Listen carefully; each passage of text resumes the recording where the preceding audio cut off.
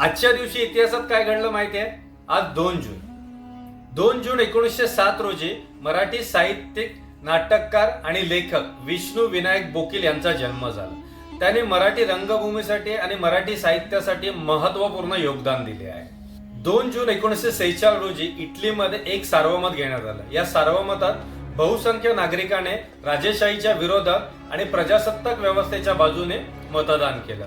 त्यानंतर house of सवाई या राजघराण्याची सत्ता संपुष्टात आली आणि इटलीने स्वतःला प्रजासत्ताक राष्ट्र म्हणून घोषित केले. 2 जून 1975 रोजी फ्रान्समधील लॅनॉन येथील सेक्स वर्करने पोलिसांच्या छळाविरुद्ध आणि भेदभावाविरुद्ध आंदोलन केले होते. या आंदोलनाच्या स्मरणार्थ 2 जून हा जगभरात आंतरराष्ट्रीय सेक्स वर्कर डे म्हणून पाळला जातो. 2 जून 2014 रोजी आंध्र प्रदेशाचे विभाजन करून तेलंगणा राज्याची निर्मिती करण्यात आली आणि तेलंगणा हे भारताचे 29वे राज्य बनले. अशा रोचक इतिहास माहिती जाणून घेण्यासाठी आपल्या व्हिडिओला लाईक आणि चॅनलला सबस्क्राईब करा.